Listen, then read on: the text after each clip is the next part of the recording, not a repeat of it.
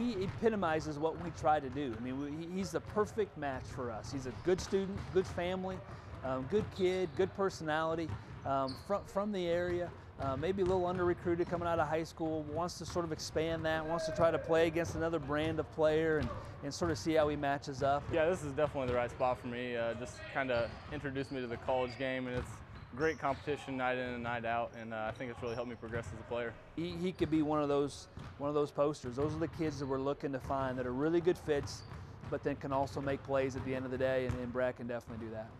High school basketball players rarely come along as accomplished as Brad Hamilton, but all of his many Pittsfield heroics never seem to move the meter in the numbers game that is recruiting.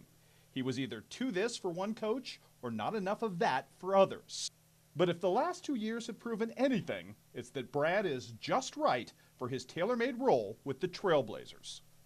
And Brad's one, and in the recruiting process, anyone that's watched Brad play, it was the intangibles that made him unique. I mean, it was sort of his demeanor on the floor, his personality, never got too high, too low, and that's a part of his game that we really liked.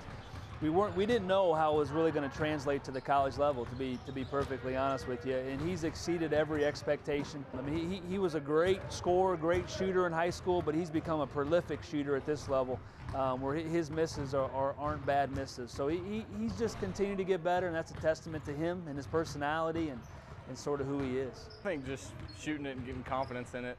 In high school, I didn't have to shoot it a lot, and then my first year of college basketball, it wasn't as easy for me to get to the rim. So I knew if I wanted to play, I'd have to work at it, and just got better as the year went on.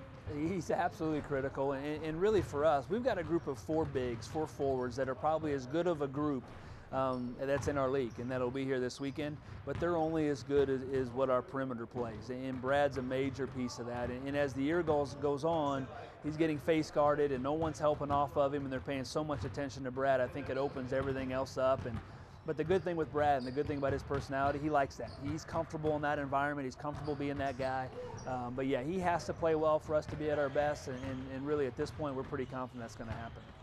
And who he is, Brad would be the first to tell you, has been enhanced by being forced to grow and acclimate to a very different environment. Not only from a basketball standpoint, but by seeing his world expand in very different directions from his Pike County upbringing. Probably one of his best friends on the team is from the West Indies and the island of Antigua, and he gets along with him. Well, it's awesome playing with guys from all over, and having Rav as a roommate.